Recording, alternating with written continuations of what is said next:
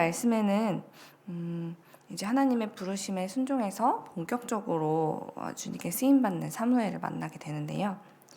하나님께서는 사무엘이 어렸을 때 그를 한번 부르신 후에 그 뒤로 자취를 감추시는 그런 분이 아니셨어요. 오늘 우리가 읽었던 3장의 마지막 절인 21절을 보면요. 여호와께서 실로에 다시 나타나셨다라는 표현이 있는데요. 그게 무슨 의미냐면 하나님께서 사무엘이 있는 곳에 계속 나타나셨다라는 말씀이에요. 하나님께서 왜 계속 사무엘이 있는 곳에 나타나셨을까요? 그에게 자기를 나타내시려고 나타나셨다라고 말씀을 우리에게 이야기하고 있습니다. 우리말 성경으로 보면 여호와께서는 거기에서 사무엘에게 친히 말씀하셨다라고 번역하고 있죠. 하나님은 사무엘에게 자기를 나타내시고 이야기하기를 기뻐하시고 즐거워하셨어요. 그래서 그에게 계속해서 나타나시며 자기를 보이시며 말씀하기를 기뻐하셨던 것이죠. 저는 이 상황이 너무 흥미로워서 계속 이곳을 주목할 수밖에 없었는데요. 왜냐하면 우리가 어제 새벽에 묵상했던 3장의 1절과는 굉장히 다른 상황이 펼쳐졌기 때문이에요. 제가 3장 1절 말씀을 현대인의 성경으로 읽어드릴게요. 어린 사무엘이 엘리 밑에서 여호와를 섬기고 있을 당시에는 여호와의 말씀을 듣기가 매우 힘들었고 환상을 보는 일도 없었다 라고 이야기하고 있어요. 사실 이미 이 말씀을 다 읽었고 결론을 알고 있는 우리로서는 사무엘이 하나님의 음성을 들은 게 그리 대수로운 대단한 일인가 하면서 대수롭지 않게 지나칠 수도 있는 부분인데요. 사무엘이 하나님의 음성을 듣게 되었던 이 시기는 오늘 말씀 1절의 말씀이 이야기하고 있듯이 여호와의 말씀을 듣기가 매우 힘들었던 시기였어요. 환상을 보는 일은 거의 없었고요. 분명 엘리와 그의 아들들이 제사장으로서 하나님의 성소에 버젓이 서서 그분의 일을 감당하는 듯 보였는데도 지금까지의 내용 중에 하나님께서 엘리와 그의 아들들 중 누구에게도 말씀하셨다라는 기록이 거의 찾아볼 수가 없죠. 그런데요, 내용이 한 10장쯤 뒤로 간다거나 20장쯤 뒤로 넘어가서 상황이나 시간이 완전 바뀐 것도 아닌데 그렇게 하나님의 말씀을 듣기가 매우 힘들었던 그 시기가 여전히 계속되고 있는 이 3장에서 사무엘이 등장하자 분위기가 완전히 달라지는 거예요. 하나님께서 사무엘이 있는 곳마다 임재하시면서 그에게 말씀하시고 자기를 드러내시는 거죠. 오죽하면 엘리가 들어야 될 엘리 집안에 일어날 심판 이야기까지도 하나님이 엘리에게 하지 않으시고 사무엘에게 해주셔서 이 대제사장인 엘리가 어린 사무엘에게 그 자신의 집안의 일을 듣게 되는 상황이 펼쳐지기까지 했죠. 이뿐입니까? 이제 하나님은 사무엘이 자라는 동안 내내 함께 하세요. 그가 동행하시는데요.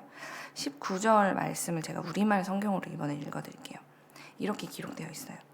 여호와께서는 사무엘이 자라는 동안 그와 함께 하셨고 그가 하는 말은 모두 그대로 이루어지게 하셨습니다. 사무엘이 자라는 동안 하나님께서는 그와 함께 하셨고 라는 이 말씀이 저는 개인적으로 참 든든했어요. 하나님은 사무엘과 함께 하시면서 그를 그냥 지켜만 보고 있었던 것이 아니었거든요. 19절 말씀을 우리가 오늘 읽었던 개역개정 성경으로 보면 이렇게 쓰여 있어요. 여호와께서 그와 함께 계셔서 그의 말이 하나도 땅에 떨어지지 않게 하시니. 하나님께서 사무엘과 동행하여 주심으로 그가 하는 말마다 그만큼 권위와 능력이 나타나도록 하나님께서 인도하셨다는 겁니다. 실제로 하나님께서는 사무엘과 함께 하시면서 그를 이스라엘 민족 가운데 가장 영향력 있는 사람으로 세워주셨어요. 20절을 보면 단에서부터 부엘세바까지 온 이스라엘이 사무엘은 여호와의 선지자로 세우심을 입은 줄 알았더라 라는 표현이 있죠.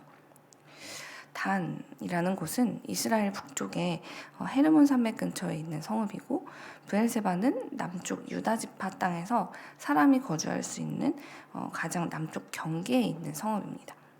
그러므로 단에서부터 부엘세바까지 라는 이 표현, 그래서 온 이스라엘이 알게 되었다 라는 이 말은 말 그대로 북쪽 끝부터 남쪽 끝까지 온 이스라엘 민족이 알게 되었다 라고 이야기하는 거예요. 무엇을 알게 되었습니까? 하나님께서 사무엘을 선지자로, 여호와의 선지자로 세우셨다는 것을 온 이스라엘 백성이 알게 되었다는 것이죠.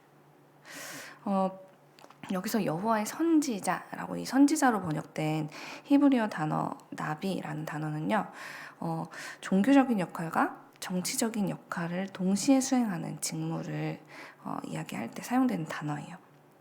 지금까지 이스라엘의 역사 속에서 지도자로서 선지자의 칭호를 부여받았던 사람은 모세 외에는 없었는데요. 사무엘이 바로 그 위대한 모세 다음으로 그 칭호를 받은 두 번째 여호와의 선지자로서 지금 세워졌다는 것을 오늘 말씀을 가르쳐주고 있는 것이죠. 그것도 온 이스라엘 사람들이 알았다라는 증언을 통해 말이죠. 사랑하는 여러분, 오늘 말씀을 통해서 하나님께서 우리에게 어떤 이야기를 하고 싶으신 걸까요? 저는 오늘 말씀을 묵상하면서 하나님은 우리에게 우리 모두가 사무엘 같기를 원하시는구나라는 생각이 들었어요. 사무엘이 처음부터 엘리와 같은 대단한 높은 지위와 능력을 타고났기 때문에, 혹은 그의 아들들과 같이 그 가문을 타고났기 때문에 이런 위대한 믿음의 자리에 서 있었습니까? 그렇지 않습니다. 사무엘이 사무엘 될 수 있었던 것, 그것은 하나님께서 그와 함께 하셨기 때문에, 그가 자라는 동안에 계속 함께 하시며 그의 말이 하나도 땅에 떨어지지 않도록 주께서 동행하셨기 때문에 사무엘은 사무엘이 될 수 있었던 거예요. 그 사실을 가르쳐 주시려고 저는 하나님께서 오늘 이 말씀을 이곳에 두셨다고 생각합니다. 그러므로 오늘 이 말씀을 묵상하면서 우리가 지금 오늘 이 자리에서 해야 될 것, 우리가 원하고 바라고 기도해야 될 것은 무엇이겠습니까? 하나님, 저에게도 대제사장 엘리와 같은 자리에 올라가게 해주십시오 라는 기도일까요? 혹은 하나님, 저도 열심히 사무엘처럼 하나님과 동행해서 사무엘같이 높은 자리, 그 모세에 버금가는 그런 위대한 명성과 능력을 갖게 해주십시오 라는 기도가 우리의 목표가 되어야 할까요? 그보다 앞서 우리가 구하고 바라야 할 것은, 하나님, 저도 하나님이 함께 하시는 사람이 되게 해주세요. 하나님이 동행하는 삶을 사는 사람이 되고 싶습니다 라는 기도가 오늘 우리가 이 자리에서 먼저 드리는 기도가 되었으면 좋겠습니다. 그분과 함께 동행하는 삶을 살아가는 것, 우리 하나님이 동행하시는 사람, 함께 하시는 사람은 어떤 사람입니까? 어떤 능력이나 방금 말했던 것처럼 가문이나 대단한 무언가를 갖출 그런 특별한 사람이 아니에요. 하나님이 함께 하시는 사람은 누구일까? 나는 정말 그런 사람이 되고 싶은데 라는 마음이 간절하다면 우리는 이 사실도 기억해야 합니다. 하나님이 함께 하시는 사람은 다른 어떤 특별한 특정한 누군가가 아니라 바로 이 자리에 하나님이 만드신 나, 그리고 옆에 있는 우리 지체들, 우리 모두가 바로 하나님이 오늘도 함께 하길 원하시는 그 사람이라는 것을 우리는 믿으며 나아가야 합니다. 하나님은 한 번도 누군가 다른 사람과 나를 차별해서 대하신 적이 없어요. 하나님은 언제나 한결같은 사랑으로 처음에 우리를 창조하셨을 때부터 지금까지 우리와 동행하고 계세요. 다른 것은, 그런데 왜 우리 현실이 이렇게 다르죠? 그것은 우리가 그 하나님께서 계속해서 부르시는 음성에 어떻게 반응했는가, 우리가 무엇을 바라보고 있었는가에 따라서 달라지기 때문입니다. 때로는 너무 상황이 힘들어서 하나님 나에게 말씀하시지 않는 거 아니야? 라는 그런 아픔과 슬픔의 시기를 지날 때도 있지만, 하나님은 지금도 우리에게 말씀하시고 나와 함께하고 계세요.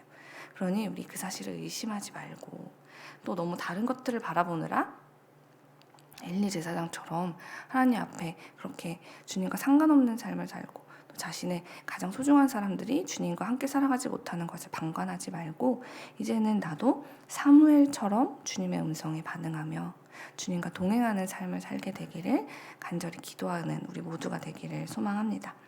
그리하여서 먼 훗날 나의 평생을 돌아보게 될 때, 이 사람의 삶에는 하나님이 함께 하셨어, 그것을 사무엘의 삶에 하나님이 함께 하셨다는 거, 하나님이 그를 세우셨다는 것을 온 이스라엘이 알고 증언했던 것처럼 우리의 삶에서도 이 조한나라는 사람의 삶에는 하나님이 늘 함께 하셨어 라는 그 고백이 여러분의 삶에서도 여러분의 주변에 함께 살아가는 이들을 통하여서 들려오는 그런 아름다운 삶을 살아가는 우리 모두가 되길 간절히 소망합니다.